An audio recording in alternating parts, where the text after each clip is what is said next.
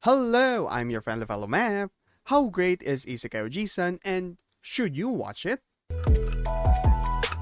Isekai Ojisan is a great anime. Despite being streamed by Netflix that is still holding JoJo Part 6 hostage. When it comes to Isekai Ojisan, it currently has a rating of 7.93 from MAL, making it the 7th highest rated anime this season.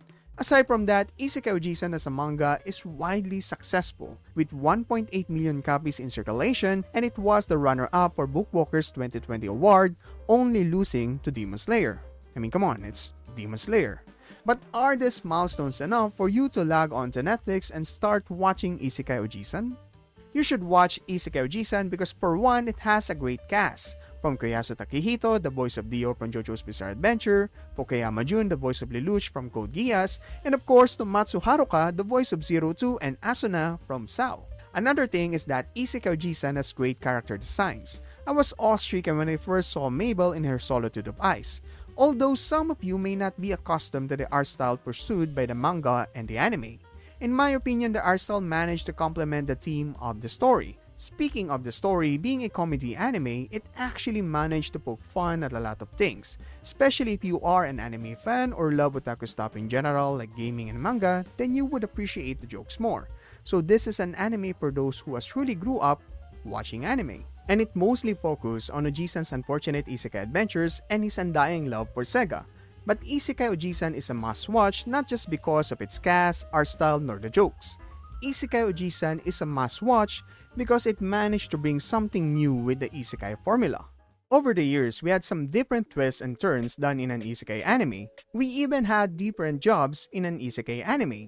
An isekai about cooking, an isekai about assassinating, and an isekai about dying. Wait, is that a job? But with all the isekai, we rarely see a story where the protagonist returns to the world because there is a big risk of ruining the isekai story. When we watch an isekai anime, we generally don't want to see the protagonist return to the world. I mean, would you want to see Ainz return as Suzuki and live a life where it is required to wear air-filtering masks and a broken economy that requires you to slave away as a salaryman? That's like watching your own life in 2022.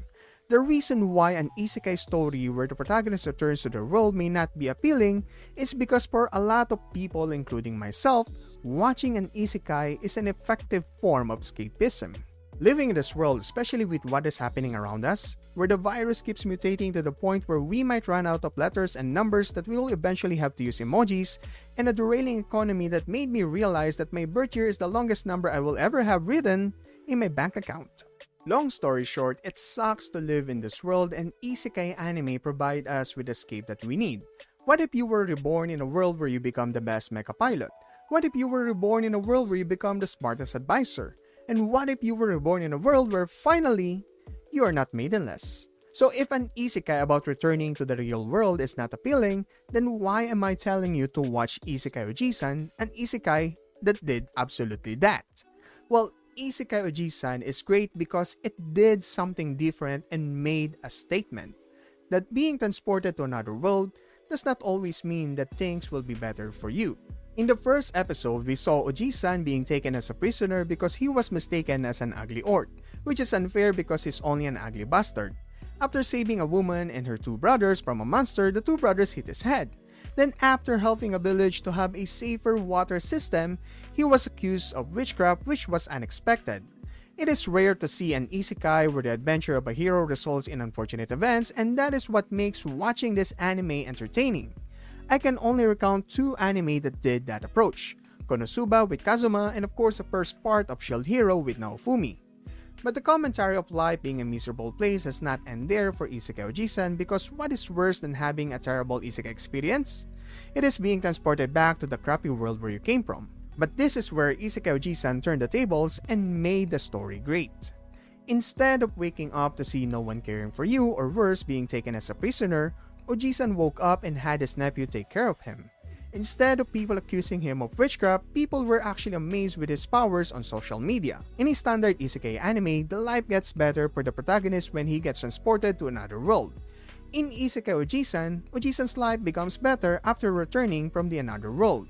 It is satisfying to see this man finally get some W's after all he's been through, especially being a fan of Sega.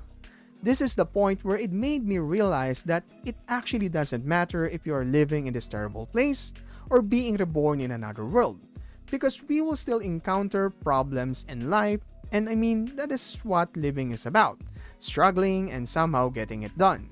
But it does not mean that whatever life we have now is fully terrible, because there are brighter things in life that we sometimes fail to notice.